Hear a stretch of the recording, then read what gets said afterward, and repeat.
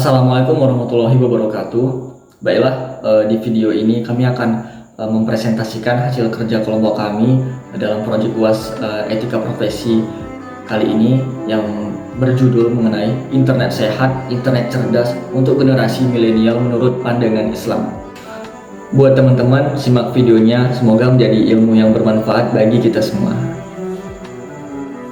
Di sini kami beranggotakan 3 orang. Yang pertama ialah Hamdi Sukron, saya sendiri. Yang kedua Vicky Kurniawan, dan yang ketiga Miftahul Ikhwan. Baiklah, pada video kali ini kami akan menjelaskan mengenai apa saja yang menjadi pengaruh pada internet bagi kehidupan remaja menurut pandangan Islam. Apa itu internet sehat? Internet yang sehat adalah penggunaan internet secara bijak dan hati-hati dalam mengakses informasi dan tidak mengakses hal-hal yang berbau negatif. Jadi, internet sehat itu adalah bagaimana cara kita menggunakan internet untuk hal-hal yang positif dan baik. Selanjutnya, mengapa internet sehat? Pengaruh konten negatif di internet berupa pornografi, perjudian, penipuan, pelecehan, pencemaran nama baik, cyberbullying, dan kejahatan dunia maya menjadi alasan mengapa diperlukannya pengenalan mengenai perlunya penggunaan internet yang baik dan sesuai sehingga dapat mengatasi bahaya yang mengancam dari konten-konten negatif yang ada. Jadi kalau kita melakukan menggunakan internet dengan baik dan benar, maka kita akan terhindar dari hal-hal negatif yang dapat menimbulkan dampak kepada diri kita yang buruk. Selanjutnya, mengapa internet sehat menurut pandangan Islam? Nah, memberikan dasar yang kuat akan landasan pengasuhan Islami menjadi penting di era digital yang serba pragmatis. Keteladanan juga merupakan aspek yang penting dalam pendidikan Islami. Kita tahu kalau anak-anak adalah peniru yang ulung dari lingkungan sekitar. Karenanya memastikan bahwa orang tua menjadi teladan yang baik bagi anak-anak juga merupakan kunci dari pengasuhan Islami. Pola pengasuhan Islami merupakan suatu kesatuan yang utuh dari sikap dan perlakuan orang tua kepada anak sejak janin, baik dalam mendidik, membina, membiasakan, dan membimbing anak secara optimal berdasarkan Al-Quran dan hadis. Nah, perkembangan agama pada seseorang terjadi melalui pengalaman hidupnya semenjak kecil hingga remaja, bahkan sampai dewasa, yang diperolehnya dari dalam keluarga, sekolah, dan masyarakat lingkungannya.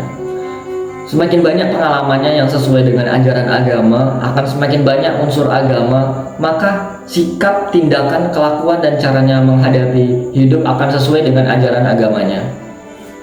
Baiklah, saya di sini akan menjelaskan dampak internet terhadap perkembangan remaja. Saya Mulyadi dalam makalannya dengan tema dampak internet pada perkembangan remaja yang diselenggarakan oleh Fakultas Psikologi Gunadarma pada tanggal 1 Juni 2011. Mengungkapkan bahwa menurut beberapa ahli, dampak negatif dari pemaparan internet terhadap remaja diantaranya: yang pertama, dampak pada perkembangan fisik.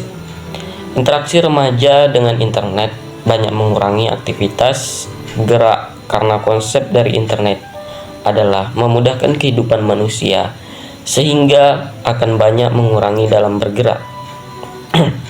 Saat ini dalam beraktivitas para remaja sudah banyak menggunakan perantara internet. Hal tersebut lanjut satu menyebabkan perkembangan fisik remaja yang terlalu dipapar oleh internet banyak mengalami physical decline. Contohnya problem visual seperti kelelahan mata, sakit kepala, bahkan penglihatan kabur karena remaja lebih rentan daripada orang dewasa terhadap cahaya dan radiasi yang dipancarkan oleh perangkat internet. Selain itu, obesitas juga kasus yang sering terjadi akibat berkurangnya aktivitas fisik. Obesitas pada remaja dapat memicu terjadinya ketidakseimbangan hormonal dan metabolis yang akan menggiring terjadi serangan jantung prematur. Yang kedua, dampak pada perkembangan emosi dan sosial. Pada remaja, perkembangan emosi tidak lepas dari interaksinya dengan lingkungan sosial.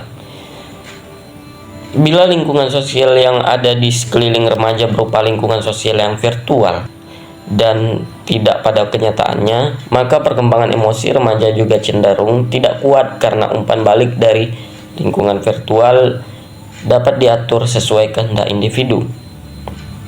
Sedangkan umpan balik dari lingkungan nyata belum tentu sesuai dengan kehendak individu, sehingga individu harus mengembangkan keterampilan sosial dan emosi untuk mengatasinya. Nah, yang ketiga, dampak pada perkembangan inteligensi. Beberapa ahli mengulas tentang pengaruh internet dalam perkembangan inteligensi, karena internet sudah tidak dapat dilepaskan dari kehidupan sehari-hari di lingkungan rumah ataupun di lingkungan sekolah. Remaja saat ini mungkin menggunakan otak mereka jauh berbeda dengan remaja di generasi sebelumnya. Temuan bisa berarti bahwa teknik pengajaran saat ini dengan metode pengujian belum tentu efektif dalam mengestimasi kecerdasan mereka. Nah, yang keempat, dampak pada perkembangan moral. Dampak pada perkembangan moral terutama terjadi karena pemaparan pada situs-situs yang banyak mengandung unsur pornografi dan kekerasan. Banyak kasus di Indonesia tentang kekerasan dan kejahatan seksual pada remaja, yang baik pelaku maupun korbannya adalah remaja. Akibat exposure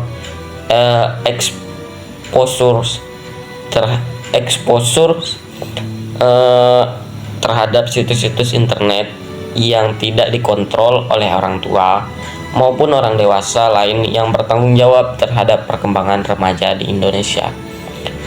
Mungkin cukup itu saja. Selanjutnya akan dilanjutkan oleh teman saya. Baiklah, dari pemaparan tentang dampak-dampak negatif dari internet tadi, kita bisa mengetahui contoh-contoh kenakalan remaja yang dipengaruhi oleh media internet. Nah, yang pertama yaitu adanya perkelahian sebagai akibat dari kecanduan game online yang bertemakan kekerasan seperti peperangan dan juga terorisme. Yang kedua, adanya perkataan-perkataan yang kotor, kasar, tidak senonoh, dan saling mengejek antar teman, yang mana di bahasa modernnya kita sebut dengan toksik, yang bermula dari penulisan-penulisan status ataupun postingan-postingan yang diposting pada Facebook atau Twitter ataupun media sosial lainnya. Yang ketiga, adanya penipuan. Nah, melalui media internet ini rentan sekali terjadinya penipuan, yang mana tidak lain dalangnya itu kebanyakan adalah para remaja ini. Yang keempat, pemalsuan identitas. Nah, dengan internet, media sosial itu membebaskan penggunanya dalam melakukan pengubahan profil pada sesuai keinginannya, sehingga profil-profil yang untuk penipuan, profil-profil itu dimasukkan dengan profil yang tidak sesuai dengan aslinya, sehingga saat melakukan penipuan, seseorang itu tidak bisa dilacak ataupun tidak perlu bertanggung jawab untuk melakukan penipuan itu. Selanjutnya adalah penculikan. Nah, seringkali adanya kasus-kasus penculikan yang diawali dari berteman di media sosial. Nah, saat bertemu terjadilah kasus penculikan, yang mana tak lain dalangnya adalah para remaja juga. Nah, selanjutnya contohnya adalah perbuatan-perbuatan yang melanggar seperti pemerkosaan, pencabulan, seks bebas sebagai akibat dari konten-konten yang beredar di internet, baik itu gambar atau video yang berbau pornografi.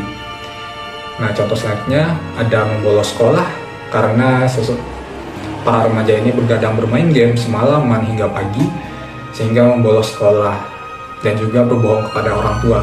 Nah, anak-anak remaja ini dalam berinternet membutuhkan biaya seperti untuk biaya keluar net ataupun biaya untuk membeli kuota, sehingga tidak jarang para remaja ini berbohong kepada orang tua untuk melakukan hal tersebut.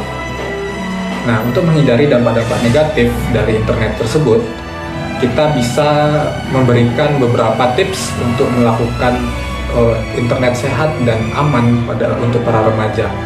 Yang pertama, waspadailah virus seperti malware, adware, spyware, dan jangan sembarangan mengunduh file yang ada di internet itu, dan bacalah petunjuk-petunjuk dalam menginstal aplikasi atau software itu. Nah, pada laptop ataupun komputer kita kebanyakan memang sudah sudah ada fitur keamanan seperti contohnya pada Windows itu ada namanya Windows Defender. Nah, untuk itu jangan berpuas diri dengan itu. Kita bisa menambahkan antivirus lainnya dan juga anti malware untuk meningkatkan keamanan tersebut pada komputer kita untuk keamanan datanya.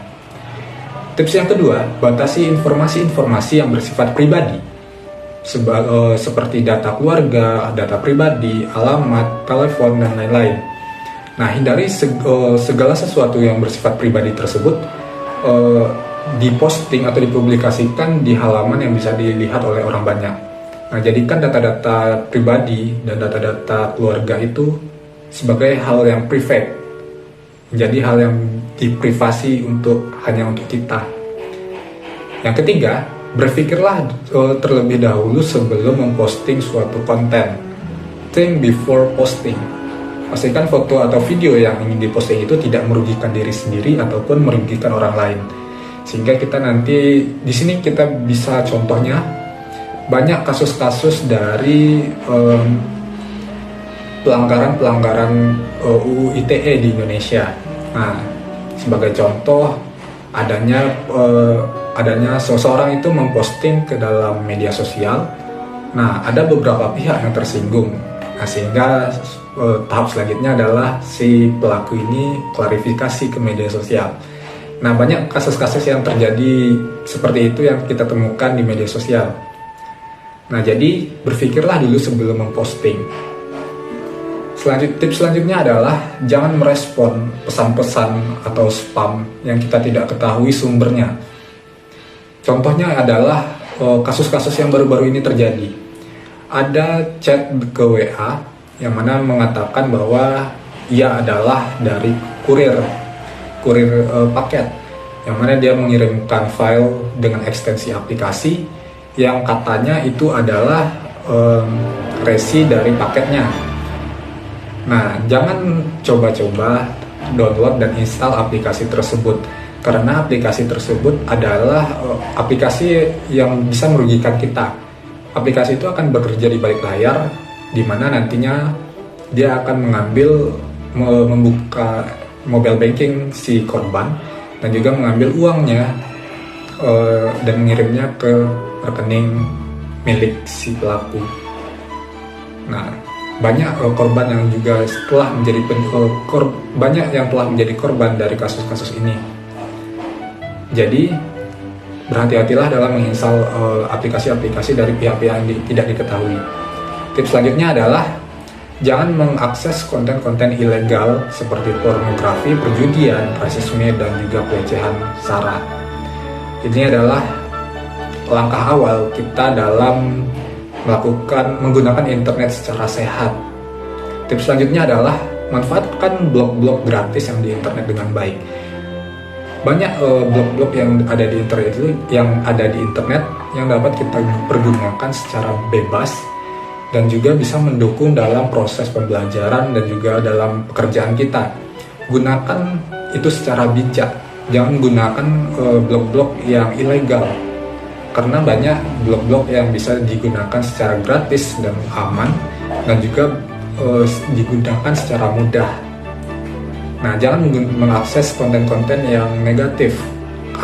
Akseslah konten-konten yang positif di dalam internet tersebut. Baik, itulah beberapa tips dari penggunaan internet secara sehat dan aman untuk para remaja. Baiklah, itulah tadi pemaparan dari kelompok 4. Semoga dapat menjadi ilmu yang bermanfaat bagi kita semua. Amin ya rabbal alamin. Akhirul kalam, assalamualaikum warahmatullahi wabarakatuh.